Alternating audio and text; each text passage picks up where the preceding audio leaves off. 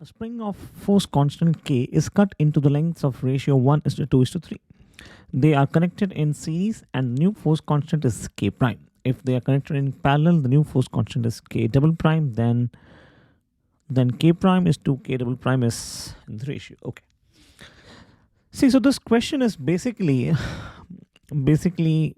asking or is evaluating your knowledge of combination of springs.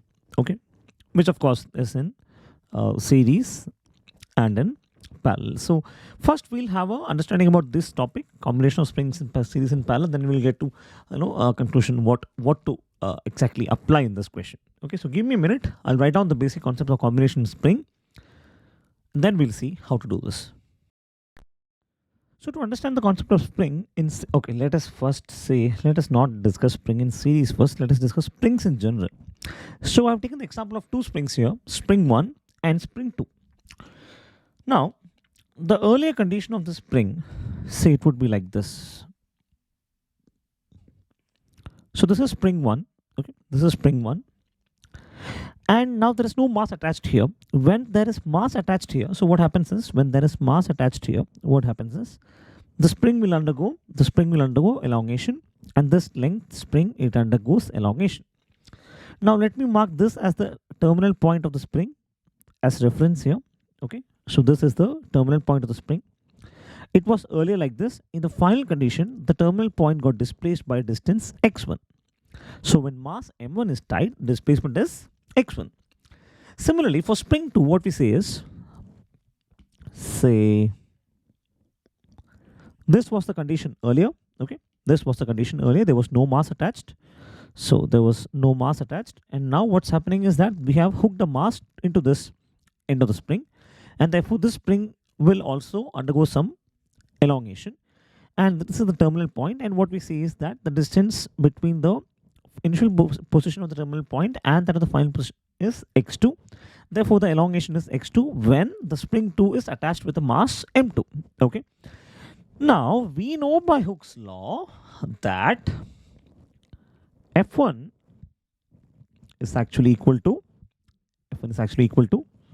minus K1 x1. Why F1 is minus K1 x1? Because negative implies that the force is restoring in nature, right?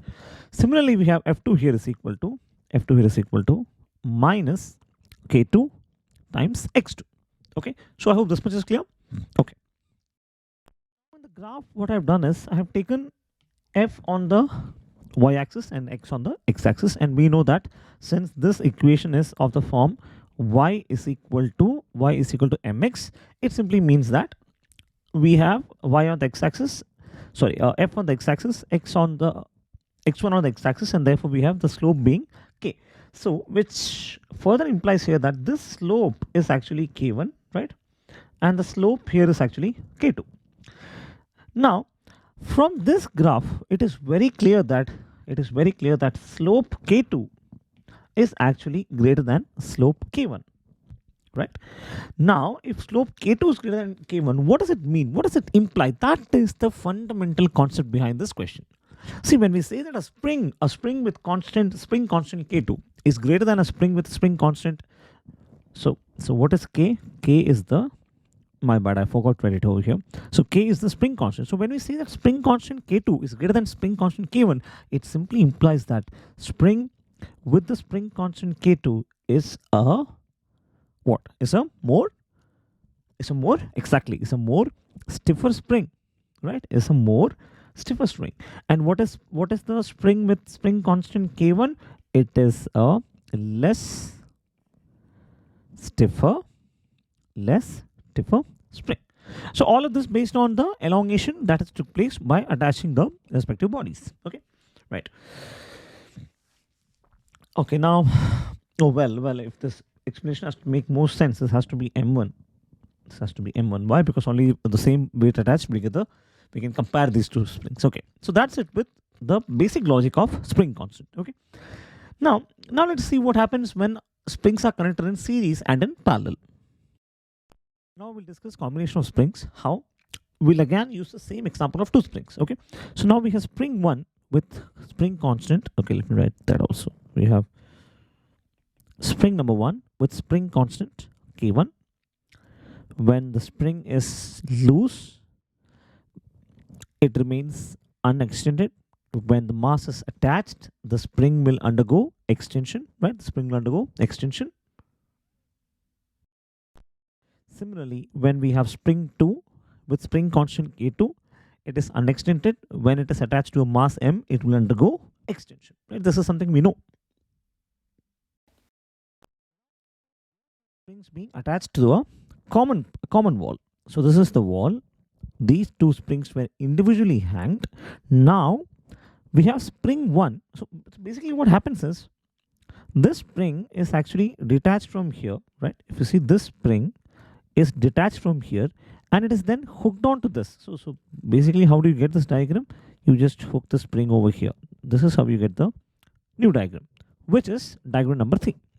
So we have the spring constant attached to one wall. There are two ends of it which is free, and in the next end what happens is the spring constant with spring constant K2, the spring with spring constant K2 is attached, and to this combination we are going to put a mass here. Okay, attach a mass here. Now when we attach that mass, what happens is that mass will cause the elongation of both K1 and K2, and therefore what will happen is the mass will cause elongation, and the terminal point of the spring, these two springs will come down like this. Okay, so this was the earlier position of the terminal point. This is the terminal point in the final position now, and as we know directly from the figure that this total displacement here will actually be equal to the sum of the displacement of these two. Why is it so? It is so because the net force acting on this series combination will actually be the same acting on both F1 and F2. Not clear? Will be more clear. It means that the net force acting on the combination of series is the same force which otherwise would act on both these springs equally. Okay, so spring 1 and spring 2, both of them will face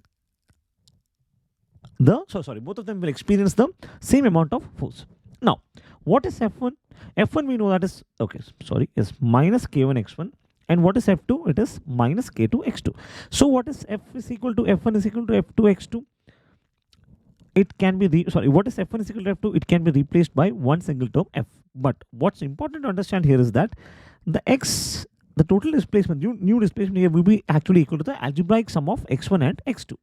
So now this is where things become beautiful when it comes to the analysis. Why? I'll tell you. From this equation, what is x1 is equal to? X1 is actually equal to, right? X1 is equal to x1 is equal to F1 upon minus K1. What is x2 is equal to? X2 is equal to F2 upon minus K2. Now if I were to substitute these two in this equation here, what do I get? X is equal to x1, which is F by minus K1 plus what is x2 is equal to?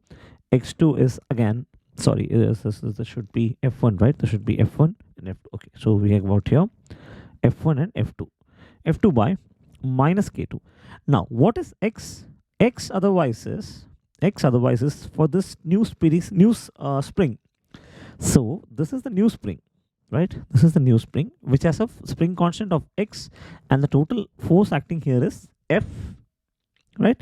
And the new spring constant is K, which is K series.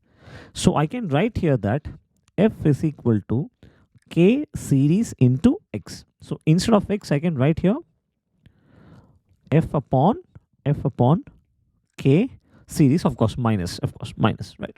Now what is the beauty here? The beauty here is that F is equal to F1 is equal to F2. Therefore, I can write this equation one more time as F by minus K series is equal to F by minus K1 plus F by minus K2. And if you were to cancel F and minus, what do we get? What we get is 1 by K series is equal to 1 by K1 plus 1 by K2. Or this otherwise is equal to K2 plus K1 upon K1 K2 is the concept here, right? Now what did I say earlier about a stiffer spring and a a softer spring. So that's what we're trying to come here. Okay, so see, if you have a spring constant k1 and a spring with spring constant k1 and another with spring constant k2, if you put them in series, what you get is a new spring. What you get is a new spring. Essentially, what you get is a new spring with a spring constant k series, which is actually equal to the reciprocal of this, right? Yeah, will be equal to k1 into k2 the whole upon k1 plus k2. Therefore, what is the significance of this? Let's try to understand this graphically. If you have to understand one step further, say for example, if k1 is equal to k2, right? If k1 is equal to k2, now what is k series? Now k series is actually equal to k into k, the whole upon k plus k, which is equal to k square upon 2k, or which is equal to k by 2. What does it mean? It means that if we have a spring with spring constant 1, now this being equal to k1, and if we have another spring which with the same spring constant, okay, same spring constant being k2, such that k1 is equal to k2. Oh, okay, let us leave that. Okay, let us say, okay, since that we have written this point, let us consider that. It means that when these two springs are connected in series, we get a new spring. We get a new spring which k series, such that k series is less than, okay, k series is equal to k1 into k2 the whole upon k1 plus k2, and therefore when springs are connected in series, what do we get? We get a softer spring. Is the concept here.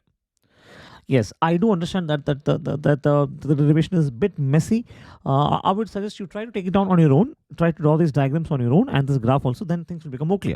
Or what you can do is you can stay patient, follow the derivation for the same derivation for springs in parallel. Things will become crystal clear to you. Give me 5 more minutes. So now we have the diagrammatic setup for combination of springs in parallel. So what happens here is we have a wall spring with spring constant k1, another wall spring constant k2, both of them have the same mass. Now when we say that these two springs are arranged in parallel,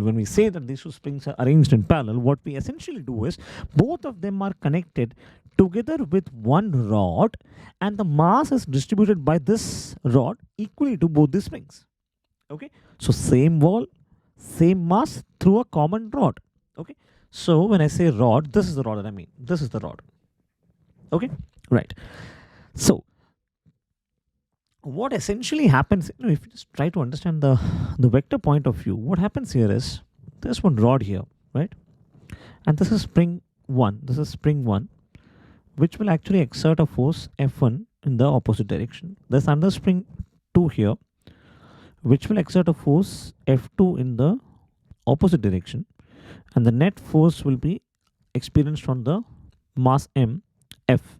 And by vector approach, what can we say? We can say that F is actually equal to F1 plus F2. This is the logic here. Okay. What also is interesting is that this mass m, when this is placed on this rod, when it undergoes elongation, what we need to understand is that elongation experienced by the spring 1 will exactly be the same as elongation experienced by the spring 2. Now, most of the time students try to have complicated ideas here. This condition applies only for ideal situations, which means there might be cases where this is spring 1 with this elongation, okay, and this might be spring 2. This might be spring 2. Okay, wait, give me a second. So this can also be the case where the mass is attached like this, where the mass actually settles like this. So there are practical conditions wherein these situations don't work. So we're not talking about those. In those cases, the mass distribution varies, the non-ideal forces comes into picture, which is not something that we do here. That's completely for an engineering domain to discuss. We are here already discussing about the ideal things. So when we discuss about the ideal things, what remains constant? The spring constant, even though is not constant, the displacement caused due to this spring is constant for both the springs. So the spring 1 and spring 2, both of them will have only the same elongation. Therefore, we can say that x is equal to x1 is equal to x2. Now, what is x? X is the new spring which has the force in parallel, which has the spring constant k in parallel, which has the displacement x. Okay, now we know that displacement x is equal to x1 is equal to x2, and what gets divided here? The total force gets divided in f1 plus f2. Now, if you write this further, what is f1 is equal to minus k1 x1? What is f2 is equal to minus k2 x2? Similarly, what would be f parallel is equal to f parallel would be equal to minus k parallel into x, right?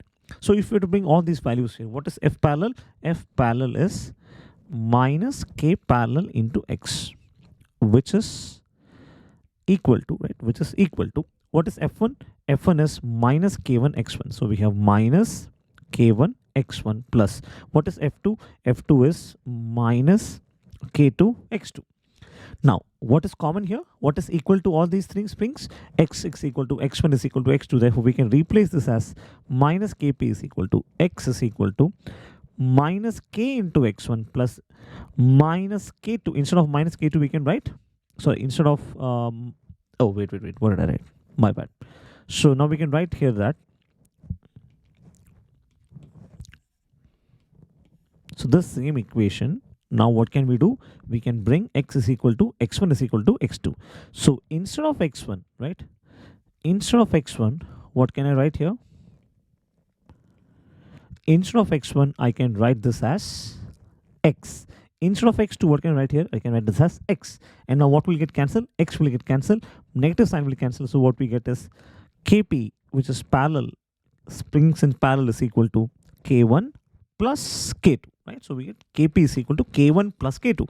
What is the graphical interpretation again? If we have two springs with spring constant k1, or say if k1 is equal to k2, then what is kp? Kp is actually 2 times k, right? Because k1 plus k becomes k plus k. It's 2 times k, which means when you arrange two springs in parallel, the net spring constant is increased. So if this is spring 1, right? If this is spring 1, and say this is another spring, which is spring 2, and if you then put 1 plus 2 in parallel, then what you get is actually a new spring. What you get is a new spring. And is the spring softer? No.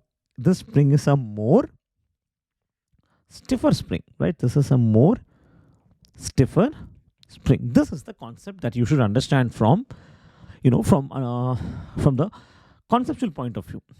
Now let me just see. Now writing all of this is becoming really difficult. I totally understand that. So what I'll tell you is, if you want, you can carry out this discussion, this explanation. For those students who are listening this to in online mode, please make sure that you write this derivation one time on your own. Things will become even more clear to you. Now, for those who just want the gist of it, I'll just put these things into a table. Give me a minute. I'll write on the table, and you can carry over that table whenever problems are asked from this topic. Okay. So this is the table. What do we have here? Combination of springs. In which conditions? We have combination of spring in series and combination of spring in parallel. So the first characteristic, displacement. What is x? X is the elongation. What is f? F is the spring force, right? F is the spring force. What is x? K? K is the spring. K is the spring constant.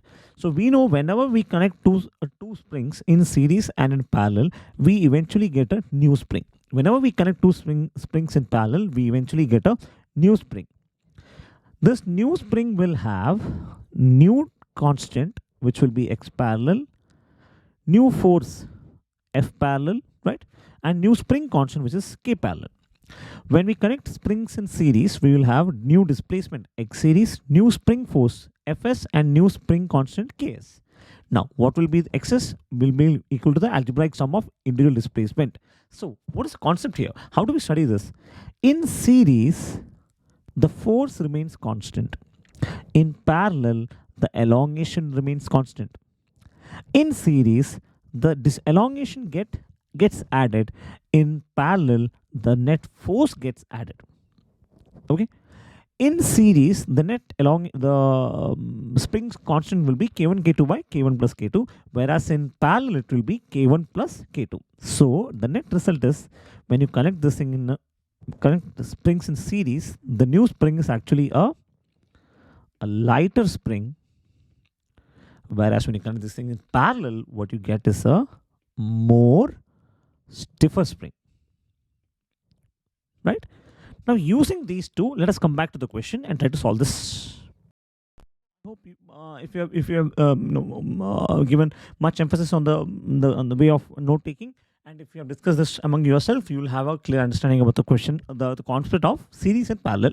Now, those who are watching it online, please, this is a request, you try to watch it a couple of times, try to write down note a couple of times, and then come to this part of the solution. Things will become more clear to you. Things will become permanent in your mind. So let us see. Now, in this question, what's given is, there is a spring with length L and spring constant K, which is divided into 3 springs in the ratio such that the length is 1, 2, 3. And then these 3 individual springs are connected in series as well as they are connected in parallel. Now, how do we approach this? We've been asked to find out the relationship between Ks and Kp. Okay, so we'll try to see this. See, what is Hooke's law? From Hooke's law, we have F is equal to minus Kx, right? Now, connected in series and the force constant is K dash. They are connected in series and the force constant is K. Okay, so what we need to understand is, if force is a constant here, okay, if force is a constant here, we can say that K is proportional to, now I'm ignoring the negative sign here, K is proportional to 1 by x.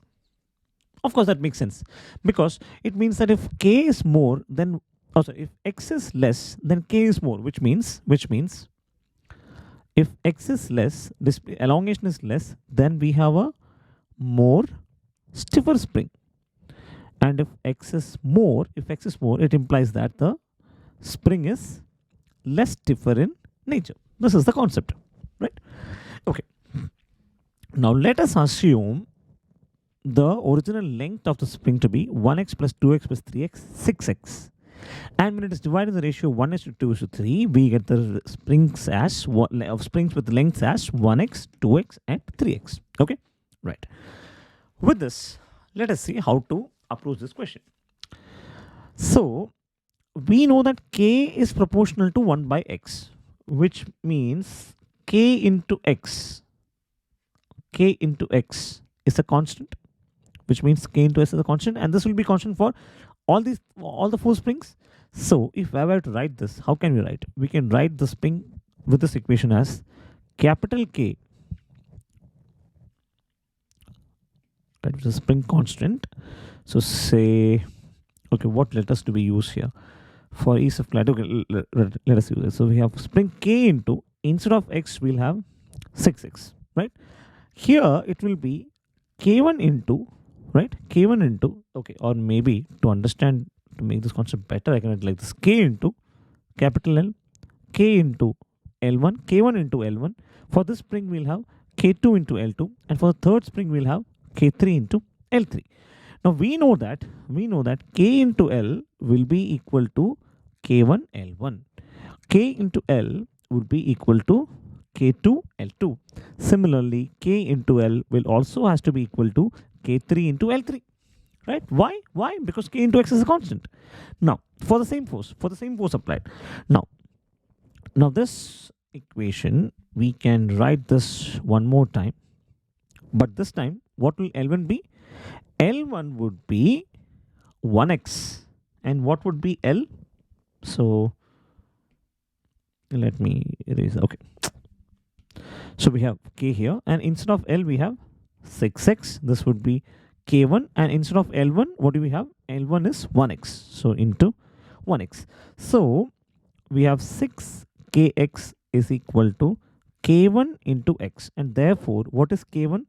K1 is actually equal to 6k, right? Doubt? We'll clear it one more time. So what is L? L is 6x is equal to k2 into what is L2? L2 here is 2x. So I'll write here into 2x. Now if you combine this, what do you get? 6kx is equal to 2 into k2x. So x by x is 1, 6 by 2 is 3. So what we get is 3k is equal to k2. Similarly, in k3, what do we get? K into what is L? L is 6x. 6x is equal to what is k3? K3 will be written as k3. But what is L3? See, from L3 here is 3x. L3 here is 3x. So we can write here 3x. What do we get here? 6kx is equal to 3 into k3x. And therefore, 2k x by x is 1. So 2k is equal to k3. Now all what we need is these values, which is k1 is equal to, this is k1, right? Yeah, k1 is equal to 6k, k2 is equal to 3k, and we have k3 is equal to 2k. And what is the equation? What is k parallel? It is 6k plus 3k plus 2k, which is equal to 11k. And what is k series is equal to? K series will be equal to, okay, let us not make any confusion. So we have 1 by k series is equal to 1 by k1, which is 1 by 6k plus 1 by 3k plus 1 by 2k, which will give you 11k upon, which will give you 6k, right? So this will be 6 by 1 plus 2k plus 3k. So this will give you 6k upon 6k, which is equal to 1, which means the spring is, it's as equal to saying that this is the original spring. So it is to find k prime is to k double prime. What is k prime? It is series. So k series is to k parallel will be equal to 1 is to 11.